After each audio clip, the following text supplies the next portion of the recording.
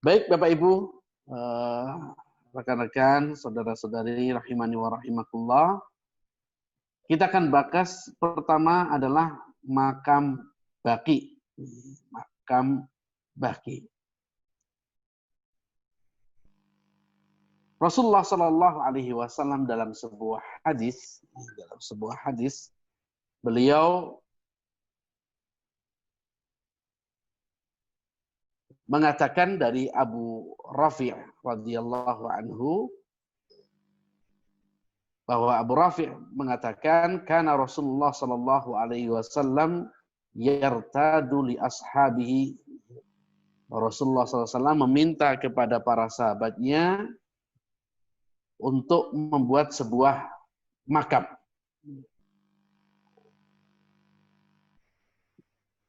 Kemudian wa talaba nawahil Madinah. Ketika itu beliau meminta sebuah lokasi untuk makam di pinggiran kota Madinah. Kalau kita lihat, mungkin Madinah ini dulu tidak sebesar Madinah sekarang. Karena sekarang Madinah menjadi provinsi. Termasuk Badar itu masuk dalam provinsi Madinah. Padahal luasnya Badar ke Madinah itu jaraknya sudah 100 kilo sendiri. Tapi Badar itu masih masuk di dalam provinsi Al-Madinah. Begitu juga Yanbu, itu juga masuk dalam provinsi Madinah. Sehingga sekarang Madinah itu sudah luas. Berbeda dengan zaman Rasulullah SAW, Madinah itu hanya lingkup masjid yang sekarang ada pagarnya. Jadi kalau Masjid Nabawi, lalu kemudian pagar-pagarnya, itulah yang disebut dengan Al-Madinah. Sedangkan di luar itu belum disebut dengan kota Madinah. Kemudian beliau bersabda, Rasulullah SAW bersabda, aku perintahkan untuk memilih tempat ini yaitu Baqiyah. Kemudian Allah Subhanahu wa taala memerintahkan Rasulullah SAW menjadikan Baqi ini sebagai kuburan kaum muslimin yang pertama kali. Dan Rasulullah pun pernah menyatakan beliau akan senantiasa mengunjungi makam Baqi. Beliau dengan adanya makam Baqi di situ, beliau ingin mengunjunginya. Kemudian dalam fadilah, nah, tadi yang pertama mungkin bisa dikembalikan lagi. Di antara fadilah yang disebutkan dalam hadis Rasulullah SAW, beliau menyebutkan dalam hadis riwayat Abdullah bin Umar, di mana Rasulullah mengatakan, man istata'a an yamuta bil Madinah falyamut biha. Siapa yang ingin meninggal di Madinah, maka berusahalah meninggal di Madinah. Ini para ulama khilaf dalam masalah kota Mekah dan kota Madinah. Manakah kota yang paling afdal? Apakah Mekah ataukah Madinah? Disebutkan oleh para ulama untuk meninggal atau untuk akhir hayat, maka kota Madinah lebih afdal berdasarkan hadis ini yang diriwayatkan oleh Imam At-Tirmidzi. Tetapi kalau berdasarkan amaliyah, maka kota Mekah adalah lebih afdal. Karena kota Mekah ini beribadah di tempat kota Mekah lebih besar daripada kota Madinah secara keutamaan. Maka dalam hadis ini Rasulullah menganjurkan, memberikan anjuran barang siapa yang bisa bersabar untuk meninggal di Madinah, hendaklah dia lakukan untuk meninggal di Madinah. Apa keuntungannya meninggal di Madinah? Beliau mengatakan, fa inni asfa'u liman yamuta biha. Maka karena aku akan memberikan syafaat kepada siapa saja yang meninggal di kota Madinah. Maka ini termasuk jamaah umrah, jamaah haji yang meninggal di kota Madinah, atau mungkin ada di antara kita yang saudaranya meninggal di sana, maka ini sebuah kabar gembira bahwa Rasulullah SAW akan memberikan syafaat kepada orang-orang yang meninggal di kota Madinah dan dimakamkan di makam Baqi. Kemudian yang kedua, di situ ada istilah gharqat. Jadi Baqi gharqat. Baqi gharqat. Apa gharqat? Gharqat ini sebuah tanaman. Sebuah tanaman yang dulu banyak tumbuh di sekitar makam Baqi. Tumbuh di sekitar makam Baqi. Kemudian karena banyaknya tumbuh-tumbuhan gharqat di makam Baqi, kemudian Rasulullah menjulukinya dengan makam Baqi gharqat. Makam Baqi gharqat karena di makam Baqi ini banyak tanaman gharqatnya. Tapi kalau sekarang sudah tidak ada tanaman karena sudah diperuntukkan untuk pemakaman semuanya. Kemudian berikutnya tentang fadilah dari pemakaman Baqi. Fadilah Baqi, di mana ada hadis Rasulullah SAW, beliau mengabarkan dari Ibnu Umar radhiyallahu anhuma, inna awwala man tutshaku alaihi anhul ard, sesungguhnya ana awwalu man, sesungguhnya aku adalah orang yang pertama kali akan dikeluarkan dari kuburan. Jadi ketika dibangkitkan untuk Yaumul Ba'ats, hari kebangkitan, maka Rasulullah SAW yang akan pertama kali dibangkitkan dari kuburan, dari muka bumi ini. Kemudian seterusnya adalah Abu Bakar dan Umar, kemudian dibangkitkan dari kami dan dibangkitkan dan kami pergi menuju Baqi. Lalu semua orang-orang yang dimakamkan di Baqi akan dibangkitkan bersamaku. Ini menunjukkan bahwasanya orang-orang yang akan dibangkitkan pertama kali bersama Rasulullah SAW adalah orang-orang yang dimakamkan di makam Baqi. Kemudian berikutnya di antara keutamaan kuburan Baqi adalah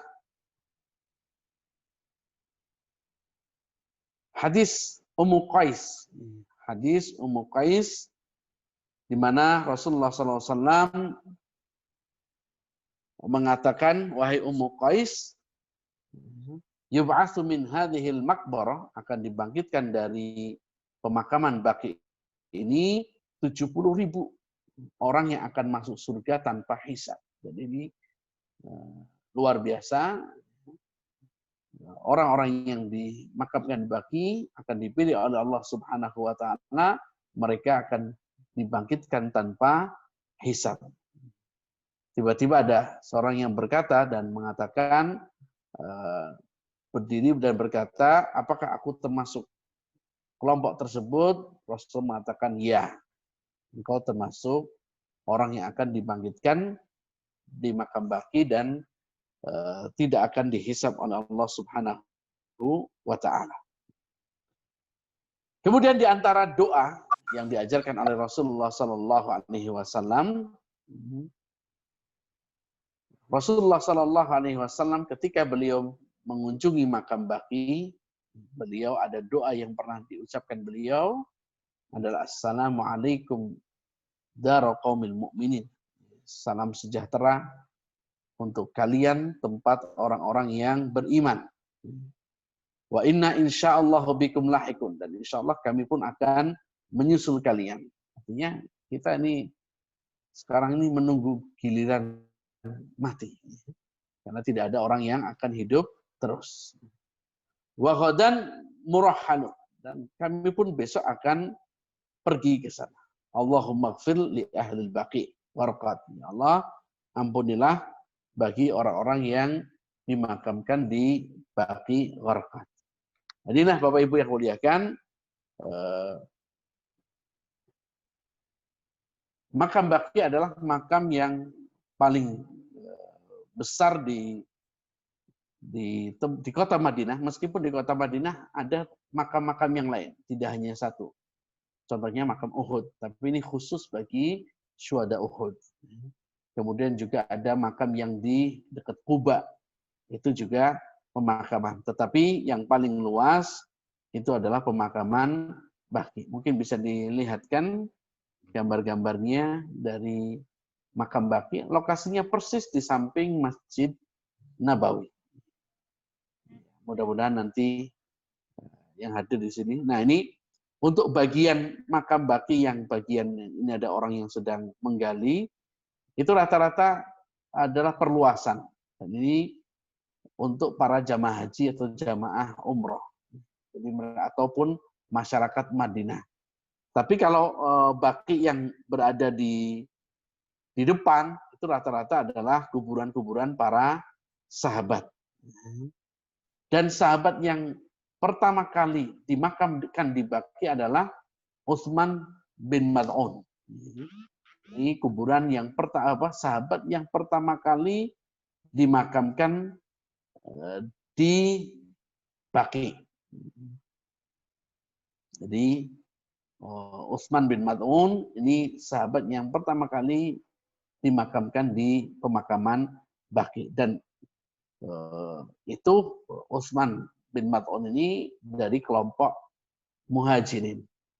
Adapun untuk kelompok Ansor, orang-orang Madinah, yang pertama kali dimakamkan di Baqi adalah As'ad bin Zurarah.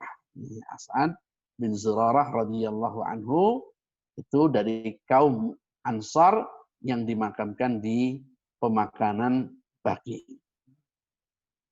Adapun dari kalangan ini dari kalangan sahabat, adapun dari kalangan ulama yaitu Anas bin Malik.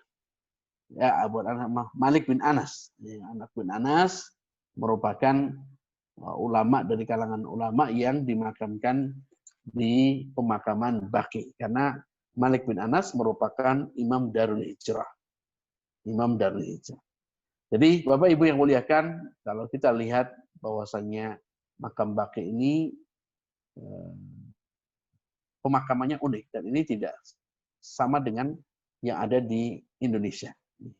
Karena makam Baqi ini kita lihat tidak ada batu nisannya, tidak ada tulisan-tulisannya. Dan mungkin kalau Bapak Ibu diberikan oleh Allah Subhanahu wa taala kesempatan untuk ke sana, jangan lupa coba ziarah ke makam Baqi. Adapun triknya, ini triknya supaya bisa masuk ke makam Baqi.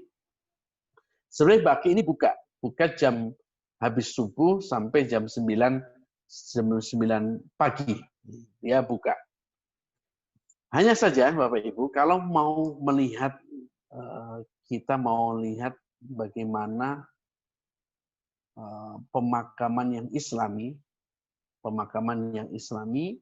maka kalau kita lihat Baqi, caranya adalah kita sholatnya di daerah-daerah yang paling depan, sof paling depan.